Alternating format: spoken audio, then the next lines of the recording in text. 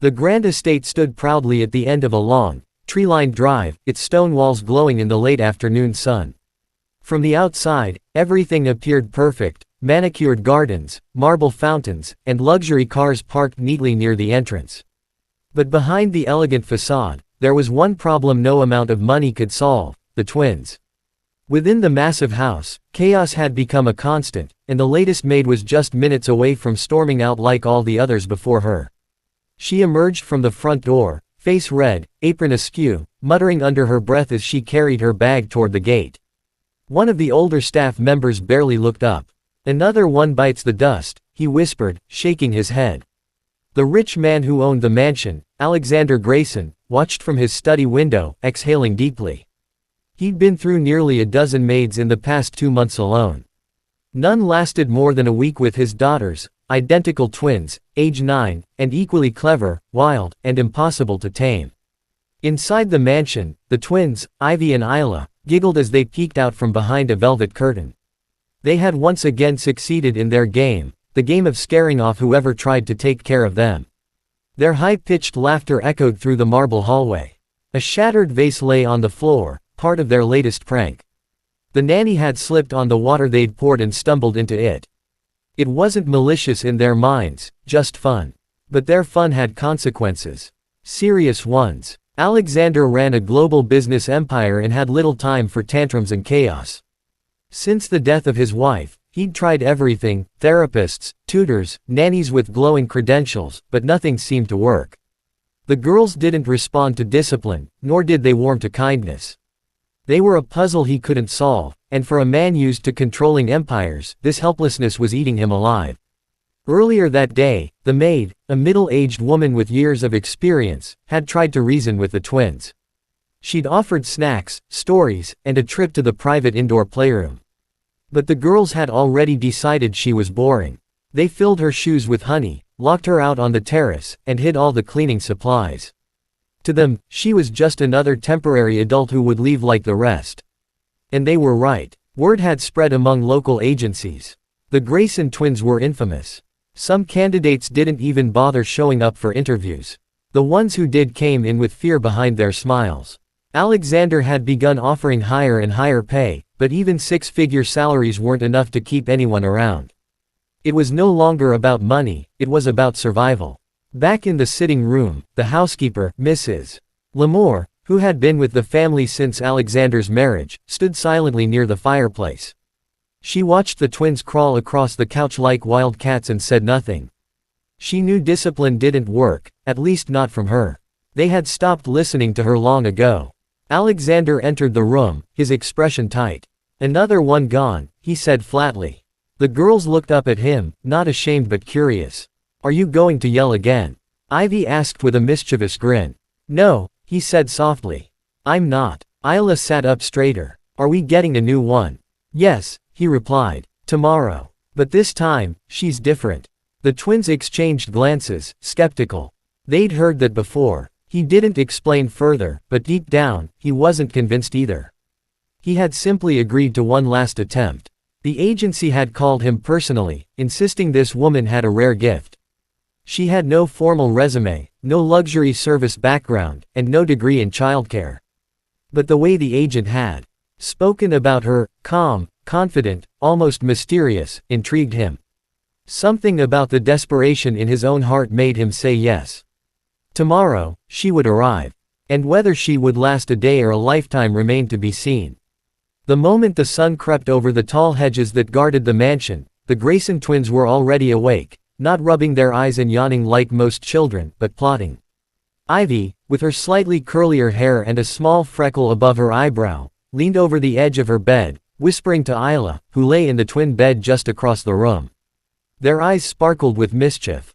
They had rigged the intercom again, setting it to loop strange noises into the staff kitchen. They'd switched out the sugar in the tea tins with salt.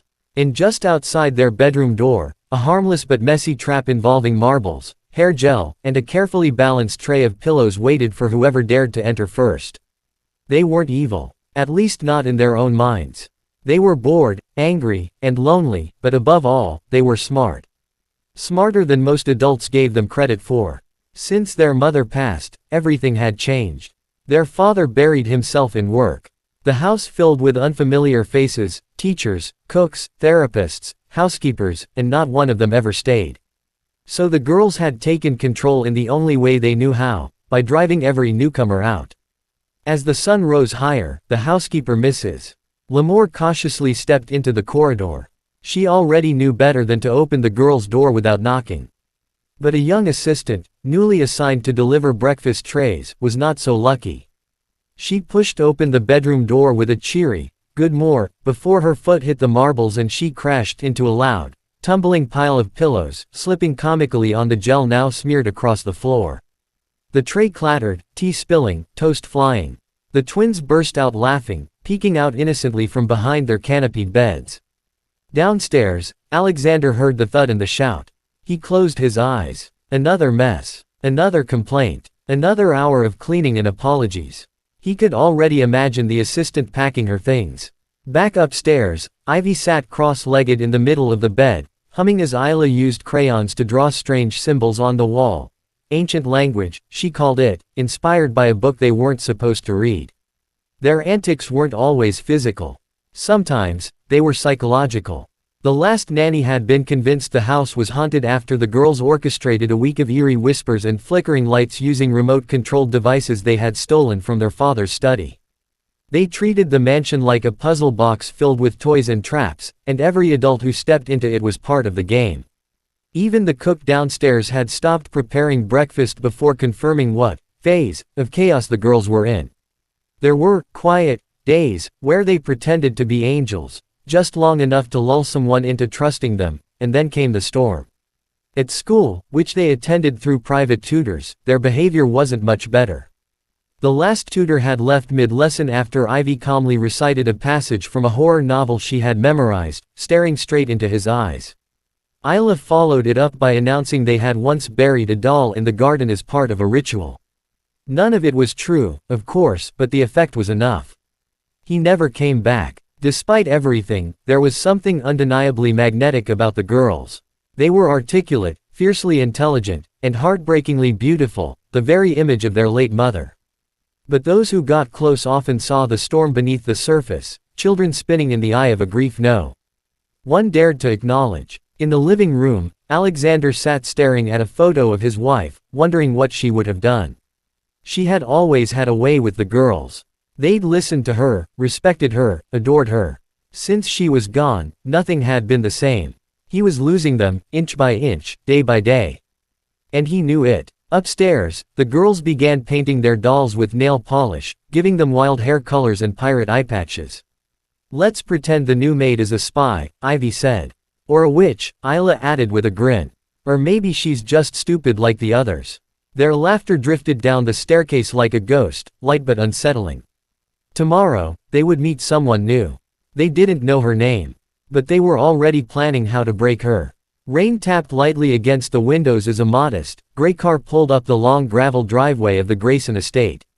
It was the kind of day when most people preferred to stay indoors, wrapped in blankets with tea. But the woman who stepped out of the car didn't seem to mind the drizzle. She opened the door slowly, carefully closed it behind her, and stood still for a moment, taking in the massive property in front of her. She didn't look like someone who belonged in such a place. Her clothes were simple, a dark coat with frayed edges, sturdy brown boots, and a scarf that had clearly been hand-knitted long ago. She carried no suitcase, only a worn leather satchel slung over her shoulder. Her hair was tied back neatly, and her eyes, a soft, unreadable gray, held the calm of someone who had seen too much to be surprised by anything. Inside the mansion, Alexander stood in the foyer, reviewing a file he'd already read 3 times. There wasn't much in it. No prestigious references, no childcare certifications, no letters of glowing recommendation. Just a name, Elena Ward. According to the agency, she had turned down dozens of high-paying offers and only accepted one job every few years, always under unusual circumstances. The agency representative had sounded almost nervous when describing her, insisting she was different, unconventional, and the last one you'll ever need. Alexander was skeptical. He had learned the hard way not to expect miracles. The doorbell rang. He adjusted his collar, forced on a neutral expression, and opened the door. There she stood, completely unbothered by the rain, the mansion, or the man who opened the door. "You must be Mr. Grayson," she said, her voice low but steady. "I am. And you're Elena Ward." She nodded once. "Thank you for having me." He stepped aside, allowing her into the grand hallway. The marble floor glistened. A massive chandelier hung overhead, its light casting soft reflections on the polished walls. But Elena didn't look up or around like most visitors did. She didn't gawk or compliment the decor. She simply stood with both hands resting on her satchel, waiting. Alexander gestured toward the sitting room, where the staff usually conducted interviews. "Shall we talk?" "No need," she replied politely. "I'm not here to impress you. I'm here for the girls. That's the only conversation that matters." He blinked, momentarily thrown off. "You haven't met them yet." "I've read between the lines," she said with a faint smile. "I've met many children like them, even if the details differ." Alexander was about to object, but something in her tone stopped him. It wasn't arrogance. It was certainty. "They're not just difficult," he said finally. "They're deliberately cruel, manipulative. Every maid before you left in under a week. Some didn't even last the night." "I'm aware," Elena said. "And I don't expect them to welcome me. But I won't be leaving until they do." He raised an eyebrow. "You're very sure of yourself." She gave the smallest shrug. "No, I'm sure of them." That sentence lingered in the air longer than it should have. Alexander studied her, trying to decide if she was delusional, overly optimistic, or something else entirely. Then she added, "One condition, Mr. Grayson. For the first 7 days, I want you to step back. No lectures, no punishments, no interventions. Let me meet them without the shadow of your authority." He frowned. "And what if they pull their usual stunts? They've sent people to the hospital." "I won't press charges," she said calmly. "But I need space to gain their trust, even if it comes with bruises." Her voice was gentle, but firm. The kind of voice that didn't beg to be trusted, it demanded it. Alexander hesitated. Every instinct in him wanted to keep control. But something about this woman made him pause. Maybe it was her confidence, or maybe it was the fact that, for the first time in months, he felt hope. After a long silence, he nodded. 7 days. No interference. She nodded once more. "That's all I need." And with that, Elena walked toward the grand staircase, where the twins already watched from above, peeking between the banisters. Ivy whispered, "She looks boring." Isla grinned, "She won't last a day." But as Elena climbed the stairs, her eyes briefly met theirs. Not in a challenge, not in fear, but in quiet understanding. For the first time, the girls didn't laugh. The first morning with the new maid began not with a bang, but with unsettling calm. Ivy and Isla sat up in their beds, blinking at the silence. No breakfast trays clattered. No footsteps echoed down the hall. No staff shouted their names in panic. Just birdsong drifting through the window and the faint rustling of leaves outside. Isla leaned over. "Do you think she left already?" Ivy shrugged. "Maybe she's afraid of stairs." They giggled and jumped out of bed, ready to investigate. Quiet mornings never lasted in the Grayson mansion, at least, not until now. But when they pushed open their bedroom door, there she was. Elena sat cross-legged on the hallway floor, eyes closed, holding a tray balanced perfectly on her knees. On the tray were 2 covered plates and a teapot. The girls froze. This was new. "Good morning," she said, opening her eyes and smiling gently. "I thought you might want breakfast in your pajamas today." The twins looked at each other. No one had ever waited for them like that. Breakfast was usually something they had to chase or destroy to make interesting. "What's in it?" Ivy asked, suspicious. "Try it and find out," Elena replied. Isla frowned. "You didn't poison it, did you?" Elena chuckled softly. "No poison. But the eggs might be too fluffy." Ivy stepped forward, lifting the lid. Steam curled into the air. Scrambled eggs, toast with jam cut into star shapes, and orange juice in glass tumblers. The meal looked fun. Without saying anything, the girls sat down on the floor beside her. Elena poured herself a cup of tea but didn't eat. She simply sipped and watched the girls out of the corner of her eye. "You're weird," Isla said between bites. "I've been called worse," Elena replied. Usually, the twins started their morning pranks early. With the last maid, they had sprayed whipped cream under the bathroom door and filled her shoes with marbles. But now they were sitting cross-legged on a hallway rug, eating in silence, wondering why this new maid hadn't raised her voice yet, or tried to impress them, or demanded anything at all. After breakfast, Elena stood up and dusted off her knees. "Today, I'll be in the greenhouse," she said. "You're welcome to join me. Or not. Your choice." And just like that, she left. The twins stared at each other. This wasn't how it was supposed to go. She was supposed to chase them, shout their names, fall for traps, and threaten to quit. But instead, she had just walked away. By late morning, Ivy and Isla were hiding behind the curtains in the drawing room, whispering plans. "She's doing it on purpose," Ivy said. "Reverse psychology. She thinks if she ignores us, we'll chase her," Isla added. "So let's mess up the greenhouse." But when they opened the greenhouse doors, they didn't find someone waiting to scold them or stop them. They found Elena kneeling beside a row of tomato plants, humming softly, her hands covered in soil. A butterfly fluttered past, and she looked up only briefly to say, "Glad you made it." Then she kept working. The girls didn't know what to do. No one had ever not reacted to them. They threw a rock, it missed the flowerbed and hit a pot. Elena didn't flinch. She simply moved it aside and kept humming. "Do you talk to plants?" Ivy asked, crossing her arms. "Sometimes," Elena replied. "They're better listeners than people." "Did they talk back?" Isla asked with mock seriousness. "Only when I've had too much tea." The girls burst out laughing, but quickly tried to hide it. Still, it was the first time they had laughed without the intent to mock. As the day passed, they stayed longer than planned. They watched her trim roses, sweep leaves, and collect strange seeds from a box they hadn't noticed before. Elena never asked them to help. But she also never asked them to leave. And eventually, Isla handed her a watering can without being told. Ivy swept the corner of the greenhouse just to see what would happen. Elena didn't praise them. She didn't overreact. She simply said, "Thank you," as if they had done something completely ordinary. That night, as the girls lay in bed, Ivy whispered, "She didn't even fall for the jam in the door trap." "She's not normal," Isla replied. But neither of them sounded annoyed. They sounded curious. Outside their door, Elena stood quietly for a moment before walking away. She didn't need to hear what they were saying. She already knew the first cracks in the wall had begun to show. The rain had returned by evening, tapping gently against the tall windows of the mansion as the girls settled into their usual post-dinner routine of mischief. Ivy had collected a small stack of spoons to launch across the hallway using a slingshot she'd made from an old curtain tie. Isla was setting up a fake mouse trap near the base of the stairs, snickering to herself every time she tested it.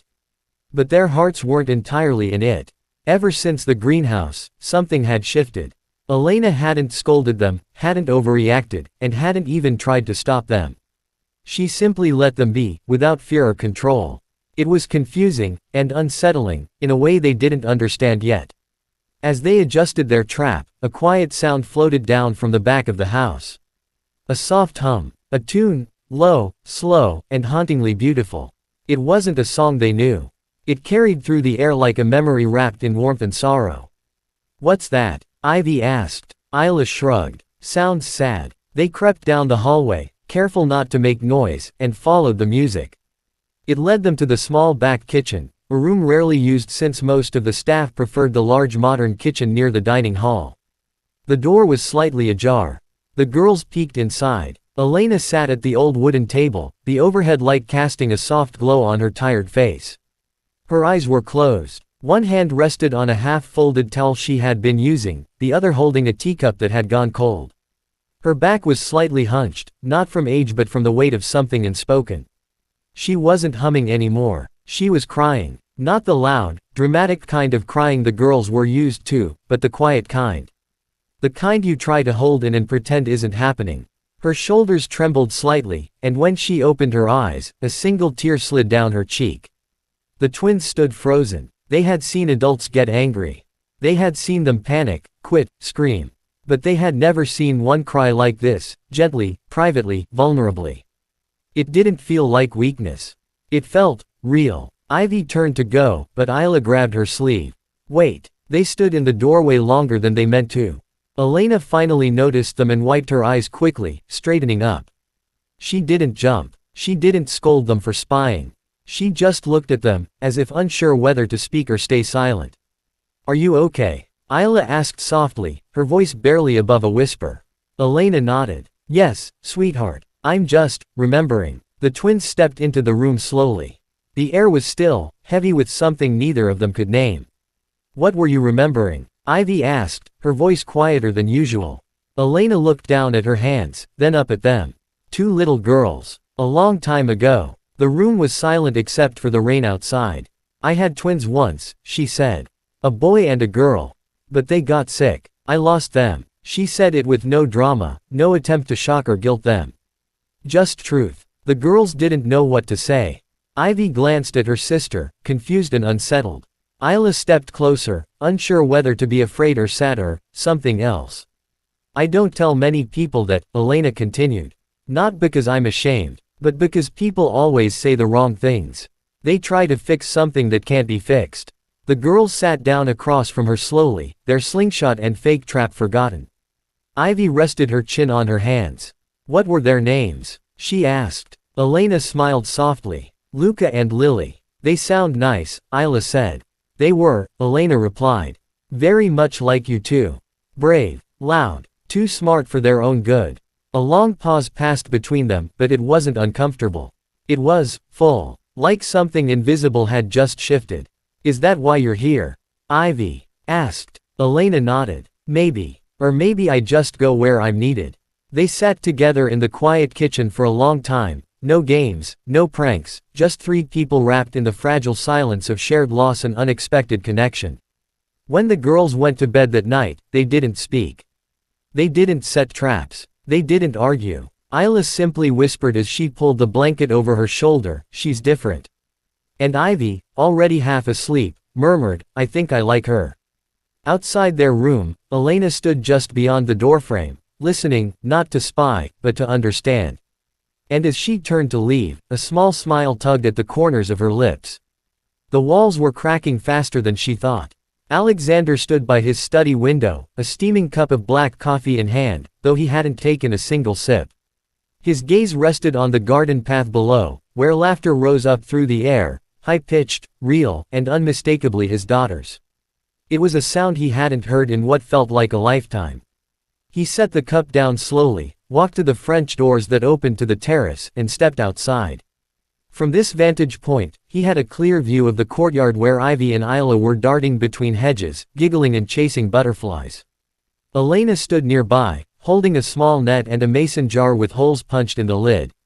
The girls circled her like excited puppies, squealing every time a butterfly escaped their grasp. No one was screaming. Nothing was breaking. There were no cruel tricks or angry tantrums. Just the girls, running barefoot in the grass, their hair wild and cheeks flushed with joy. He watched, stunned. It was as if someone had stolen his daughters in the night and replaced them with different children, kinder, softer, almost whole.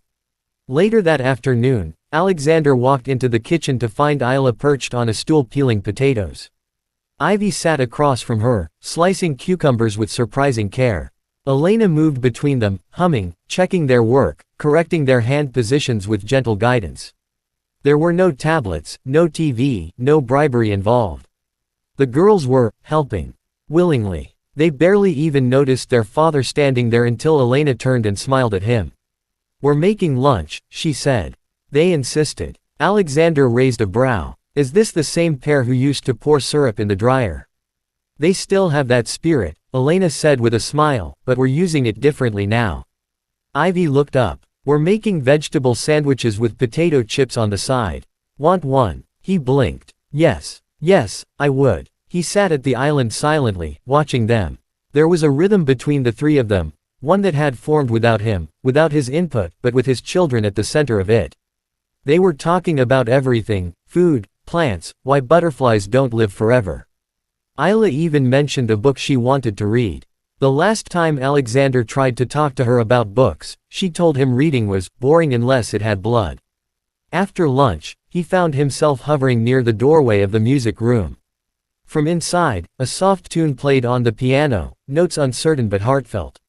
He stepped closer and saw Ivy, her small hands moving slowly over the keys while Elena sat beside her, nodding with encouragement. Isla sat on the floor drawing, completely at peace. He didn't interrupt. He didn't want to. For the first time in years, his house felt like a home again. Later that evening, he found Mrs. Lamore in the hallway organizing linen sheets. He approached her quietly. "Have you noticed anything different?" She gave him a long look. "Sir, with all due respect, you'd have to be blind not to." He nodded slowly. "They're laughing, helping, talking. She's done more in a few days than any of us have in months," Mrs. Lamore said. "It's not magic, though. It's the way she sees them. She doesn't treat them like problems. She treats them like people." Alexander fell quiet, her words sitting heavily on him. He had thrown money, resources, structure at the chaos. But maybe what the girls needed wasn't control. Maybe they needed to be seen, truly seen. That night, as he stood at the doorway to their room, he heard them whispering again. "Do you think she'll stay forever?"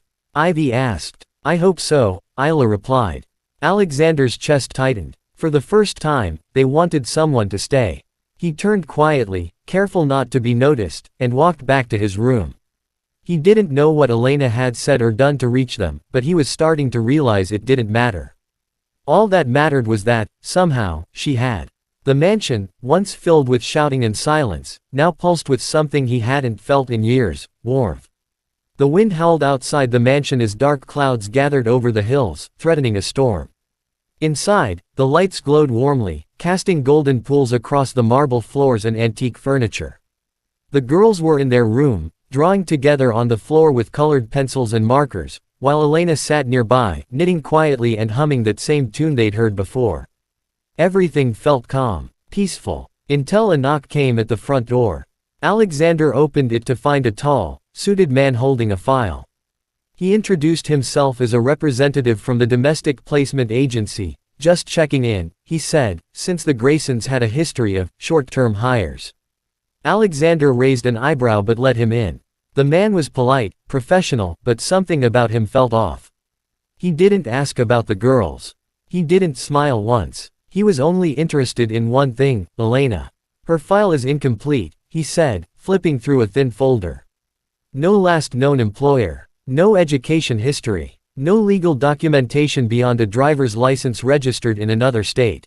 You must understand why we're concerned." Alexander leaned back in his chair. "She's doing more good for my daughters than anyone else ever has." The man frowned. "She has a pattern. She disappears for years, reappears in unusual households, and never leaves a paper trail. Are you certain she is who she claims to be?" That question lingered in Alexander's mind long after the man left. That evening, once the girls were asleep, he went to the sitting room where Elena was quietly folding laundry. She looked up when he entered, her expression calm as always, but her hands paused. He hesitated. "Someone came by. From the agency. I assumed they would," she said softly, resuming her folding. "They said there are no records of your past work. No degrees. No references. Nothing." "I know," she said. "Why?" he asked. "Why keep your life hidden?" Elena set down the folded towel and looked up at him, eyes steady. "Because most people only trust what they can measure. Certificates, papers, titles. But grief doesn't care about titles. Trauma doesn't read resumes. And children, they don't ask for credentials.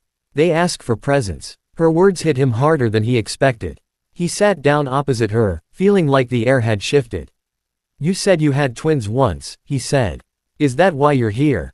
Because of them?" "Yes," she answered. "But not in the way you think." She took a breath, choosing her words carefully. "I was a psychologist, specialized in childhood development, worked in hospitals, schools, private practice. I was very good at what I did, until I wasn't." Alexander stayed silent, listening. "My children were sick. It came fast. Complications. Within a year, they were both gone. And with them, everything I believed about healing. About fixing. I couldn't sit in an office anymore, telling people how to manage pain I couldn't manage myself." She swallowed, her eyes far away now. "So I left. Disappeared. Took odd jobs, traveled. And sometimes, when I felt strong enough, I answered calls like yours, homes where children were spinning into darkness, where no one could reach them. I never stayed. I was never meant to. I'm just the bridge." Alexander leaned forward. "But you've done more than that. You've changed them. You've changed me. Elena smiled faintly. They did that themselves. I only helped them remember who they really were. The room was quiet. The storm outside had started, rain gently tapping the glass. It sounded almost like applause.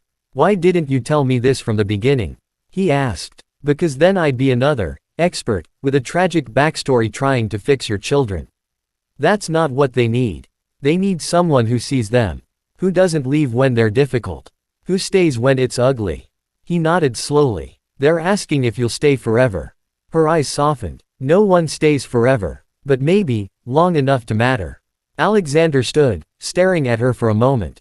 You've already mattered. As he left the room, Elena sat back in her chair, eyes drifting to the window where lightning cracked across the sky.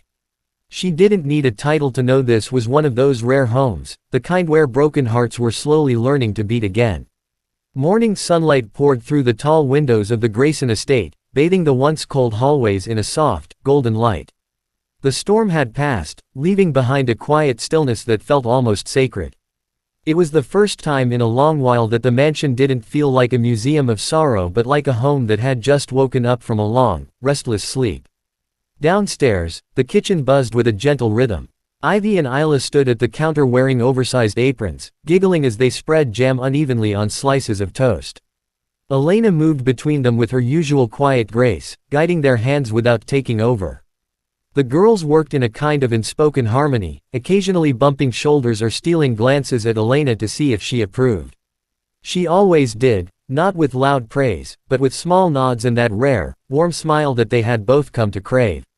Alexander watched from the doorway, arms folded across his chest. He had seen his daughter's smile before, but never like this. Never with that weightless, unguarded joy. And as he looked at Elena, still in her plain clothes and with her hair tied back in that same modest bun, he realized something. She didn't just care for his children, she belonged to them now. Later that day, he called her into his study. She stepped in, wiping flour from her hands, expecting a conversation about the girls, perhaps another update or a quiet thank you. Instead, Alexander offered her a neatly folded envelope. This, he said, is a permanent employment contract. Full salary. Full benefits. A private suite upstairs, if you want it. No expiration. Elena looked at it but didn't take it. You don't need to do that, she said gently. I'm not doing it out of obligation, he replied. I'm doing it because I want you to stay. We all do. She hesitated, her fingers brushing the edge of the envelope. You know I don't usually stay. I know, Alexander said. But maybe this time, maybe you don't have to be the bridge. Maybe this time, you're the destination. Her breath caught slightly at his words. There had been offers before. Grateful parents, desperate children, kind promises. But none had ever felt like this. None had looked like a family she could belong to, instead of just help fix. That evening, as the girls helped Elena unpack the small suitcase she had never intended to fully use, they discovered something. Tucked between her folded sweaters was a tiny, worn photograph, a picture of two smiling children on a swing, a boy and a girl with wide eyes and toothy grins. The photo was old, creased at the corners, but the love etched into it was unmistakable. Are they your kids? Isla asked quietly, holding the photo with both hands. Elena nodded. Yes, Luca and Lily. They look happy, Ivy said, touching the edge of the photo with one small finger. They were, Elena replied. And so was I. For a while. The girls looked at each other, then at her. Isla handed the photo back with reverence, and for the first time, Elena let one of them hug her without stiffening. Ivy joined, wrapping her arms tightly around them both. And then, as naturally as breathing, Ivy whispered, "Can we call you Mama?" Elena didn't answer immediately. Her throat closed up, and her heart twisted in her chest in a way it hadn't in years. But slowly, she nodded, eyes brimming. If you want to. We do, Isla said, burying her face against Elena's side. From the doorway, Alexander stood in silence. His heart, long hardened by grief and guilt, cracked open as he watched the three of them wrapped in something fragile and miraculous. A family, not one born of blood or duty, but one born of broken pieces choosing to stay together. Weeks passed, and the house was no longer just elegant, it was alive. Music filled the halls. Ivy and Isla made fewer messes, not because they were told to behave, but because they didn't need chaos to be seen anymore. Alina's touch was everywhere now. New plants in the greenhouse, books in the library arranged in tiny hands, reach, laughter echoing off the walls. She hadn't intended to stay. She never did. But sometimes, even the ones who believe they're meant to wander find themselves standing still. Not because they've run out of places to go, but because, finally, someone asks them to stay, and means it.